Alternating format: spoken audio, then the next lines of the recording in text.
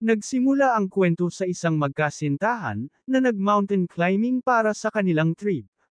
Habang nasa gilid sila ng isang matirik na bundok, at masayang umaakyat gamit ang kanilang lubad, bigla na lang may tumulong dugo sa mukha ng babae. Napasigaw sa takot ang babae dahil sa kanyang nakita na nakadapa ang lalaki sa itaas niya at may dugong tumutulo. Kaya naman tinanggal nga babae ang isa sa mga libod niya, dahil hinihila siya pataas ng killer. Ngunit nahulog siya, sa kanyang pagkahulog, tumapat sa kanya ang isang bangkay, kaya tumakbo siya ng mabilis, subalit nahuli siya dahil sa mga patibong. Ito na ang buong kwento, si Chris ay papunta sa West Virginia para sa isang negosyo. Ngunit sa kalagitnaan ng kalsada ay naipit siya ng isang matinding traffic. Kaya humanap siya ng ibang daan, nakita niya ang isang lumang gasolinahan, at doon ay may matandang bantay, at kanyang tinanong kung saan may malapit na daan. Sa halip na makuha ang tamang daan, ay nabangga niya ang isang sasakyan na nakaparada sa gilid ng daan, ito ay sasakyan ng 5 magkakaibigan na nagkavampong lang. Kaya si Chris, at ang 3 magkaibigan, ay magkakasama sila para maghanap, at humingi ng tulong. Natagpuan nila ang isang lumang bahay sa gitna kabundukan.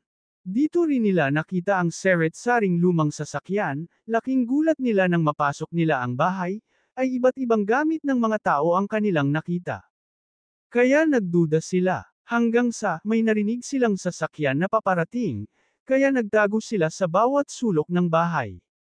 Si Chris at Jenny ay nagtago sa ilalim ng kama, at doon binagsak ng mamamatay tao ang isang bangkay ng babae, yun ang isa sa mga kaibigan nila, na wala ng buhay, kaya naman natakot sila ng husto.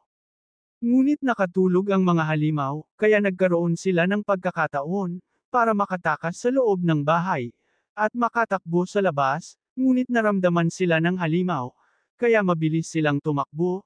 Sa kanilang pagtakbo ay napunta sa maraming sasakyan.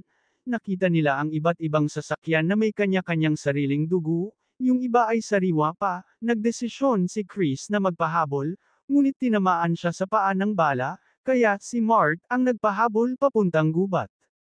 At dahil dito nakuha nila ang sasakyan at nakatakas, sa isang iglap habang sumusunod si Mart sa kanila ay tinamaan ito ng mga pana na tumagos sa kanyang katawan, kaya mabilis na pinaandar ang sasakyan at tumakas. Sa sobrang takot, ay di nila napansin ang kalsada na maraming lubak at putik, kaya naman napahinto ang kanilang sasakyan at na-stuck, hanggang sa nakita nila ang isang treehouse na sobrang taas. Sa pag-aakalang ligtas sila doon, ay pinili nilang akyatin at manatili doon. Ang bahay sa taas ng puno, ay walang gamit na dapat napakanabangan. Hanggang sa isang iglap, ay napansin nilang may umaakyat sa treehouse. Nasundan pala sila at wala na silang matatakasan. Ang mga halimaw, ay sinunog ang treehouse, para di na sila makatakas. Ngunit desperado sila, kaya kahit napakataas ng mga puno, ay isa-isa nila itong tinalon. Sa kanilang pagtalon, ay sinundan sila ng mga halimaw. At dito ay nahuli ang isa nilang kaibigan si Becky, at tinamaan ng palakol sa mukha. Sa kanilang pagtakas, ay may nakita silang sasakyan. Natuwa si Chris dahil may liligtas na kanila, ngunit si Jenny ay nahuli ng mga halimaw.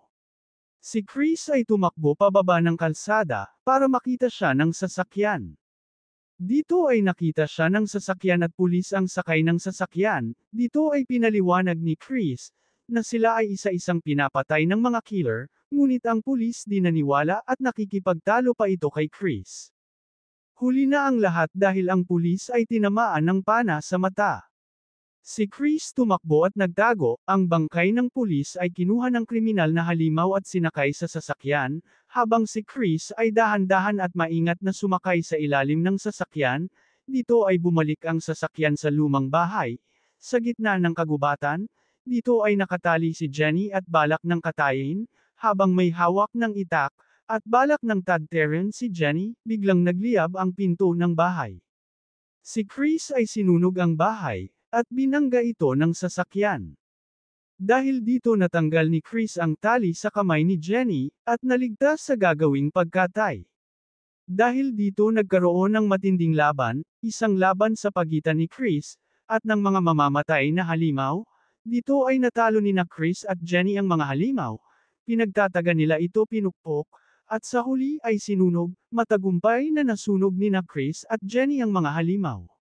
Dahil dito ay nakaligtas sila, habang pabalik na sila ng bayan, ay dinaanan nina Chris at Jenny, ang lumang gasolinahan.